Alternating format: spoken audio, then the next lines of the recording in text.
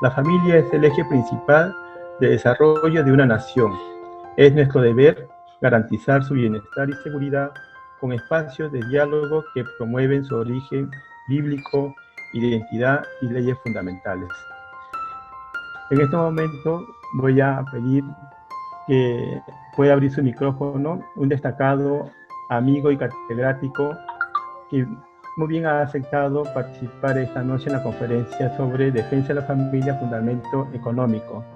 Él es contador público de la Universidad Emilio Valdizán de Huánuco, administrador de empresa de la Universidad Adventista de Contabilidad, Convención y Auditoría de la Universidad Inca García de la Vega, magíster en Administración de Negocios de la Universidad de Estados Unidos. Tiene un doctorado en Ciencias Empresariales por la UNED de Costa Rica. Es docente de diversas universidades públicas y privadas del Perú, como también del extranjero, en Colombia, Bolivia, Costa Rica. Es conferencista, motivador e internacional y tiene pues 7 libros. El último de ellos se titula Si eres pobre, no culpes a Dios. Bien, vamos a invitar a este amigo catedrático y sobre todo motivador, doctor Edward Santos Gutiérrez. Adelante, doctor Edward Santos. El micro es suyo. Muchas gracias por esta interesante invitación que me han hecho para esta exposición y sobre todo ver el punto de vista de la familia desde el aspecto económico. Mucho se ha escrito sobre la familia y mucho se lo ha vinculado con la economía. Ya Engels había escrito La Sagrada Familia con interesantes aportaciones, sin embargo, queremos enfocar la familia actual y presente como una unidad celular muy importante en la sociedad. A la familia se lo ha visto como la célula principal de la sociedad. En la economía, la unidad económica ha sido el sol. Nunca se nos ocurrió hacer esa transferencia a que la familia sea la unidad económica. Y no porque en un mundo plenamente economicista hemos visto el metal como siempre la unidad de salvación en una economía especulativa. En la historia hemos encontrado a la familia agrícola, en donde la tierra era el sostén de la familia y la esperanza de la familia.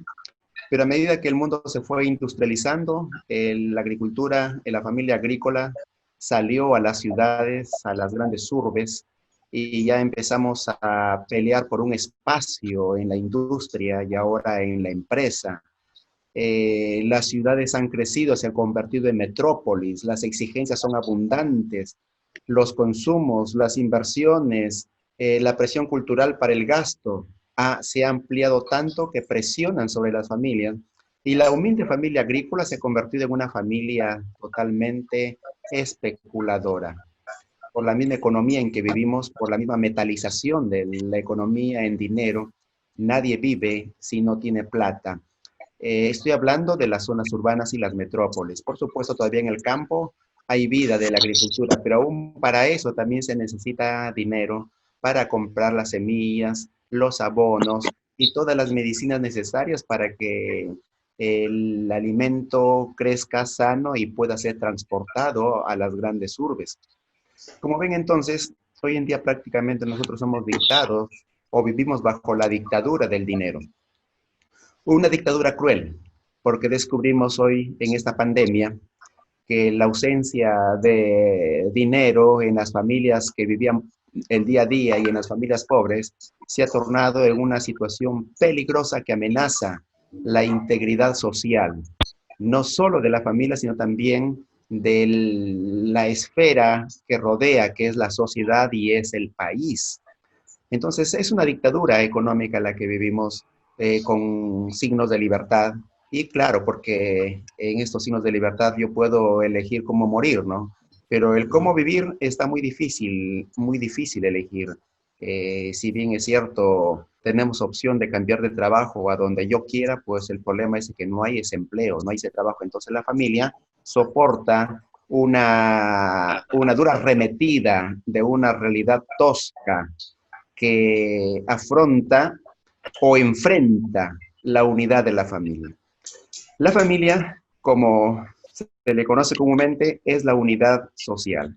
Yo repito, a mí me encantaría decir que es la unidad económica y reemplazar al sol, porque la familia es la que crea y también la que consume los recursos. De modo que cuando hablamos de una familia, en el término económico, hablamos de una familia que trabaja, que ahorra, que invierte, que consume, y para que esos factores sean cubiertos o sean ejecutados, se requiere siempre de un presupuesto que para muchos es una utopía, es un anhelo, porque los recursos no son tan presentes ni tan cercanos para cubrir esas necesidades.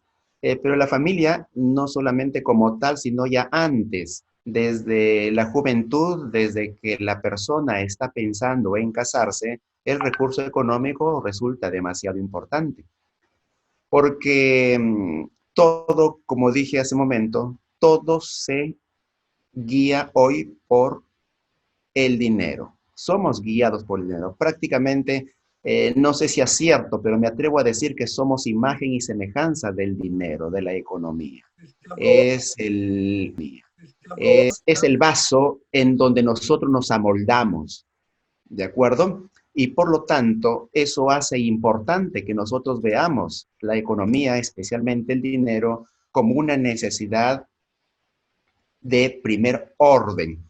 Las necesidades básicas se cubren si hay dinero, pero no se cubren si es que no hay dinero. En este tipo de economía, mucho se ha sostenido de que con tal de que cubramos las necesidades básicas, eso es suficiente, que las necesidades secundarias eso se puede sacrificar. Pero ¿cómo podría sacrificar las necesidades secundarias si alrededor mío veo una presión social, psicológica, antropológica que me invita a mí a poder vivir un mínimo de vida que no es según mi necesidad biológica, sino según mi necesidad social?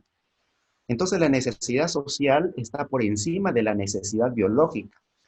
En mi necesidad biológica basta con tener comida, vestido, techo y un mínimo de seguridad, mi necesidad biológica. Pero mi necesidad social, en una familia, por ejemplo, compuesto de 4 personas en este tiempo, con 2 hijos que van a la escuela o van al colegio, y donde enfrentan no solo el desafío, sino el insulto, la burla, el bullying, por no tener determinada marca de zapato, de zapatillas, o vestir con una ropa de marca. Entonces, produce alteraciones psicológicas, emocionales y tergiversa las relaciones sociales. Ese problema llega a la casa, pero ese es el hijo. Ahora nosotros como padres, como padre, como madre, que también afrontamos en el vecindario o en la sociedad o en el lugar donde frecuentamos, también ciertas condiciones patológicas del grupo que automáticamente me exigen ya no pensar solo en mis necesidades básicas, o en todo caso le llamo básico a mi necesidad biológica y un margen superior para cubrir mi necesidad psicológica de seguridad. Y eso torna muy difícil, entonces ahorita, para la familia, un sostenimiento inteligente y racional. Últimamente se publicó en los diarios de la Nación, que el INE calculó la canasta básica de una persona al mes un poco menos de 350 soles. Si solamente él trabaja y gana un sueldo mínimo de 950, no alcanza para 2 padres y un hijo, porque los 3 gastarían 1.050 soles. Entonces es esa diferencia la que pone en peligro la estabilidad de la familia. Pero, repito, esa canasta básica no está incluyendo las necesidades psicológicas y las necesidades sociales, si bien es cierto que puede estar incluyendo algo de seguridad también. ¿Ah? Entonces, tenemos que redimensionar la economía de una familia a fin de que la familia tenga satisfacción, no solo del estómago, no solo biológica, sino también de los otros factores como la psicológica y la emocional. De eso estamos hablando entonces de una economía superior al sueldo mínimo vital que paga la nación. Pero a pesar de eso, también es cierto que el peruano, y probablemente también de otras naciones, pues he estado en otros países y he visto que ese espíritu aguerrido, resiliente, digámoslo así, de las familias pueden vivir con menos de un sueldo mínimo y muy bajo y sorprendente. Seguramente los recursos del cual ellos, las familias pobres, valen para poder alimentarse, no satisfacen necesariamente todo su requerimiento alimentario, pero al menos les tiene el estómago lleno. Y eso es una bomba de tiempo que a futuro puede explotar causando daños y temblores sociales. De ahí entonces de que la preocupación económica por la familia debe ser la prioridad de todo responsable de gobierno, significando el Estado peruano o los sectores de gobierno menores que están dirigiendo el país hasta el distrito, la provincia o hasta el vecindario. Es por eso entonces que si la familia no es atendida por el Estado, tendrá que buscar el recurso de atenderse por sí mismo. Y sin necesidad de recurrir a la violencia, la familia tiene que atenerse a la forma racional de poder convivir en una situación semejante. Tendrá que privarse de muchas cosas. No tiene opción ni tiene alternativa. Pero sí, la sociedad va a sufrir los efectos de esa ausencia de opciones que ellos tienen. Estamos hablando de las familias que perciben menos que un sueldo mínimo, ¿de acuerdo? Nosotros vamos a sufrir los efectos de ese desfase que tienen esa familia de 3 miembros. Y más si son 4 miembros. Recuerden ustedes que la familia, los hijos, mientras no son productivos, son elementos inflacionarios. Y con esto no quiero decir que esté contra los hijos, sino que tenemos que hablar este mensaje en lenguaje económico, ¿no? Son inflacionarios, ¿por qué?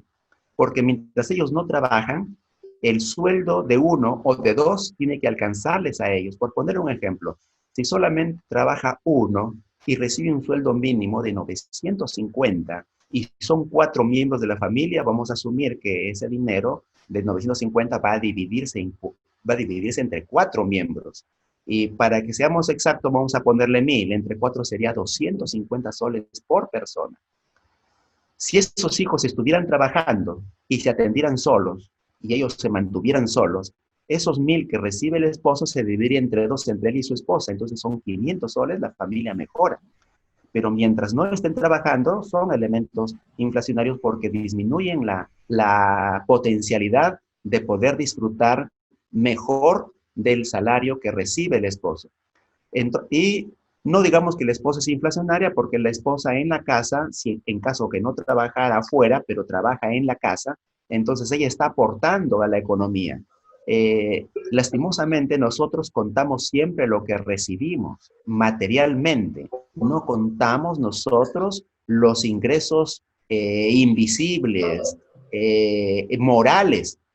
Una esposa que se queda en casa a limpiar, barrer, trapear, cocinar, lavar la ropa, que esté la casa brillando para el esposo. Nosotros equivocadamente hemos dicho no trabaja o se dedica a su casa en el sentido de que no trabaja, pero es una mentira vil, porque ella sí está trabajando. Por eso si el esposo recibe un salario de 1000 mensuales, en realidad debe recibir 500 porque 500 le pertenece a la esposa ha contribuido para que él reciba esos 1000. Entonces, en ese sentido, la esposa no es inflacionario, pero sí resultan los hijos, mientras ellos no trabajan o están estudiando, porque el estudio también contribuye al mayor gasto, y eso tenemos también que hacer conciencia de eso. Entonces, tenemos que pensar eso porque hay países en donde las leyes están prohibiendo el trabajo de menores cuando en otro tiempo los menores tranquilos trabajaban. Y bueno, aquí en el Perú, ¿qué importa la ley? Los menores siguen trabajando. Tendríamos que evitar la explotación de los menores, eso sí, tendríamos que evitar, pero no evitar que ellos se formen trabajando. He visto instituciones que educan jóvenes, pero como condición les piden por lo menos 3 horas semanales de trabajo. Interesante. Y eso no lo tenemos en nuestro sistema educativo. Por lo tanto, nuestro sistema educativo muy intelectual está contribuyendo a inflacionar la economía del hogar. Y tendríamos que enfrentar nosotros esa situación de la realidad para ver cómo mejoramos los ingresos de una familia. Porque, repito, Mientras no tengamos contentos a las familias en su economía, son potencialmente peligrosos para la estabilidad emocional y social de la patria. En ese sentido, entonces, si ya la responsabilidad pasa a la familia, ya no el gobernante, entonces la familia también tiene que tomar actitudes racionales. ¿Qué debo hacer yo? Lastimosamente, el mercado también no nos ayuda. Por más que Smith nos dijo que el mercado puede sincerar los precios y hacer justo las transacciones, lastimosamente no, porque el marketing, siendo una ciencia muy interesante para poder apuntalar un negocio hacia su crecimiento, también está sirviendo para embelezar a los consumidores, de tal modo que el consumidor termina comprando más de lo que necesita. Y es ahí donde una familia racional e inteligente debe tener mucho cuidado. Si no tengo los ingresos necesarios, si nadie está haciendo nada por mí, tengo yo como familia, tengo que salvar mi barco, tengo que salvar mi bote. No debo permitir que naufrague. Y ausencia de auxilios, entonces yo debo actuar y resolver mis problemas con ese poco recurso que yo recibo por el trabajo. Entonces, para eso hay muchas políticas también, pero aquí solamente vamos a hablar en condiciones de necesidad y que la solución está en mis manos. Qué pena que llegue a esa conclusión, pero no hay otro modo en una economía capitalista en donde nos encontramos y donde cada quien responde por lo suyo y donde la justicia social no se aproxima siquiera un poquito, y más con los signos de corrupción de izquierdas y derechas, que los unos en nombre del pueblo buscan corromperse y los otros en nombre de sus bienes también hacen lo mismo, pues ahora la familia enfrenta una condición de lucha por su supervivencia. En ese sentido, entonces, nosotros tenemos que recomendar a la familia un correcto uso de los recursos que tiene, administrar. Pero por supuesto, también aquí yo me sentiría como el Quijote luchando contra los molinos de viento, porque imagínense luchar contra todo un ambiente cultural de consumo. Eso es terriblemente difícil. Entonces, mis consejos solamente caerán a otros Quijotes. Pagar en las familias los gastos innecesarios. Es posible sacrificar. Es posible sacrificar el gusto a fin de que mantenga a la familia y a los hijos resguardados y con el alimento, los nutrientes necesarios para una buena performance en la vida. No podemos justificar que y basar en la pobreza las condiciones económicas de la nación, no. Más bien deberíamos medir nuestras responsabilidades para atender la necesidad de la familia. Entonces, por ese lado, yo quiero dar algunas recomendaciones precisas a las familias especialmente, y tal vez no hay aquí familias completas, tal vez hayan solamente personas sueltas, que están escuchando este mensaje, pues a ti, y quién sabe la mayoría no ha formado familia, porque veo jóvenes en algunos casos, quién sabe no han formado familia, pero aunque no hayan formado familia, tú eres ya una unidad potencialmente familiar, por lo tanto hay que afrontar la posibilidad de un matrimonio y la posibilidad de tener hijos con bastante racionalidad, ¿de acuerdo?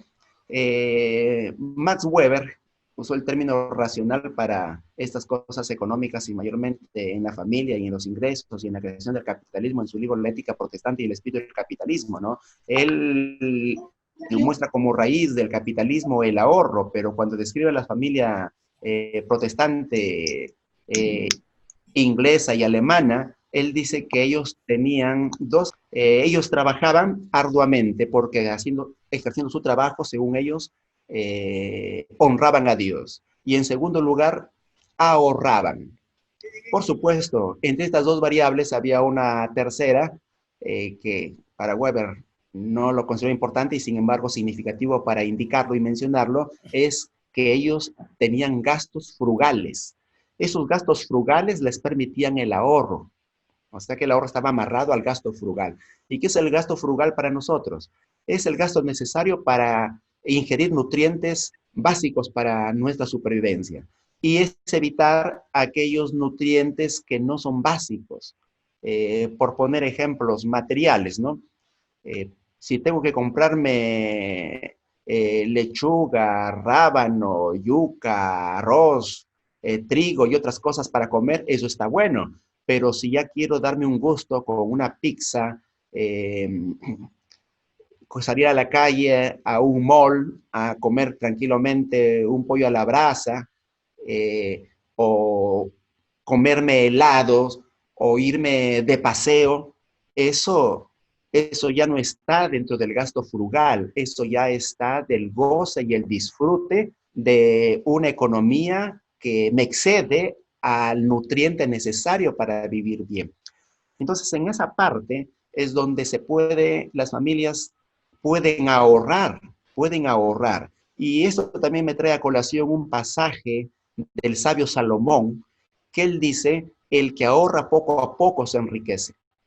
Según Max Weber, el ahorro fue el elemento básico por la cual el capitalismo surgió, apareció y se mantiene hasta ahora en algunas economías fuertes y poderosas. ¿Por qué? Porque el ahorro genera la inversión genera empleo, el empleo genera ingresos y otra vez al generar ingresos viene el ahorro en un círculo virtuoso interesante. Entonces, el ahorro permanente, el ahorro constante nos ayudaría a capitalizarnos. Pero alguien me diría, pero las familias pobres no tienen ni siquiera para ahorrar, ¿ok? Yo estoy de acuerdo. Hay algunos que no tienen ni siquiera para ahorrar, aun cuando sacrifiquen sus gastos frugales. Pues esas familias están por debajo del nivel y a esas familias hay que asistirles. Pero las familias que están a nivel o encima del nivel pueden hacer eso, porque con su ahorro generan capital y generan inversión. Y con la inversión pueden generar empleo. Y de esa manera estamos ayudando a las familias menores. Mientras que las familias que ya están por encima de su nivel de pobreza o ya por encima incluso de su nivel de clase media y pueden tener goces y disfruten, no hay problema. Consuman, porque su consumo genera empleo y genera trabajo también.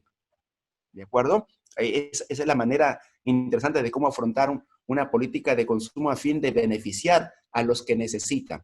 Pero no podemos evitar.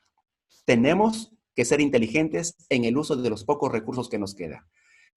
Hoy día también tenemos muchos factores que nos inducen al consumo, nos inducen al gasto.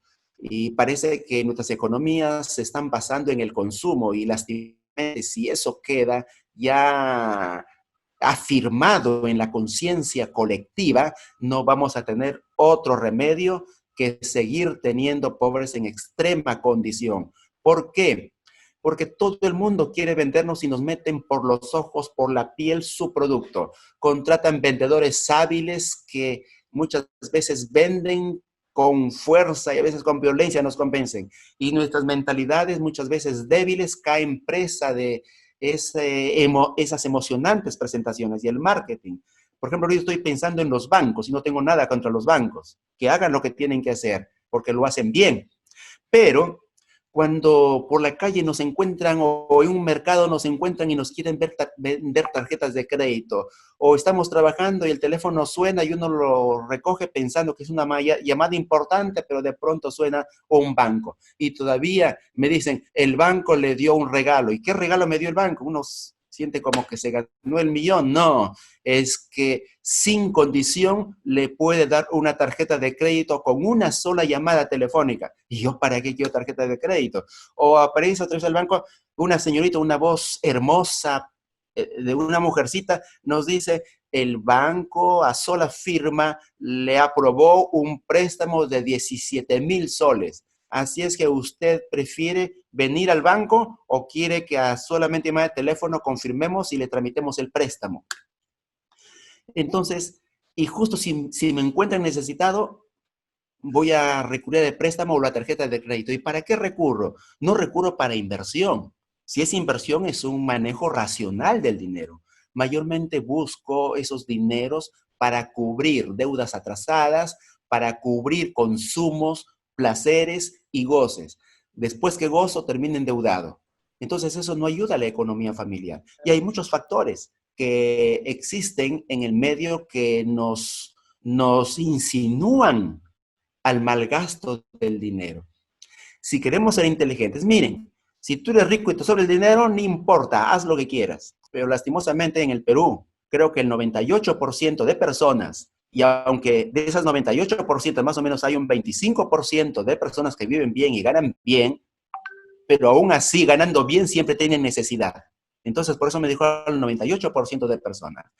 Ese 98% de personas, si nosotros queremos que el dinero nos quede y no estar endeudados, ni debiendo, ni preocupados, que todo nuestro sueldo va a irse a una cuenta para cubrir, tenemos que evitar los gastos frugales, tenemos que evitar vivir endeudados, tenemos que evitar consumos innecesarios, tenemos que aprender al ahorro. El ahorro nos hará libres, nos hará independientes, nos dejará en mejores condiciones, porque repito, el ahorro puede convertirse en inversión si eres inteligente, y si no, pues hay amigos, parientes, instituciones que te pueden capacitar a cómo capitalizar tus dineros para poder ganar y ganar y ganar.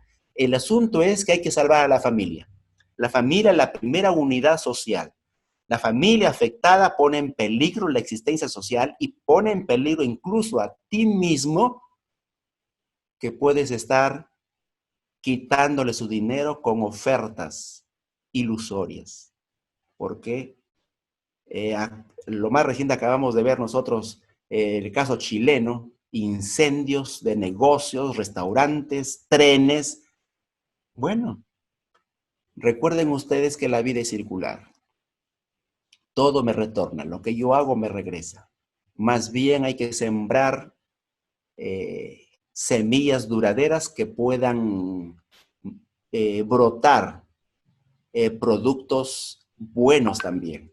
Porque el que cosecha vientos también cosecha tempestades. Entonces, señores, la familia comunidad económica es muy importante y hay que prestarle atención. Ustedes que están abriendo sus ojos a la vida, sus esperanzas a la vida, tiene que ser la familia un elemento de preocupación constante y especialmente los gobernantes deben poner atención en este elemento. Yo les agradezco por haberme dado este tiempo para escuchar. Yo no sé si más bien hay alguna pregunta que con gusto puedo responderles.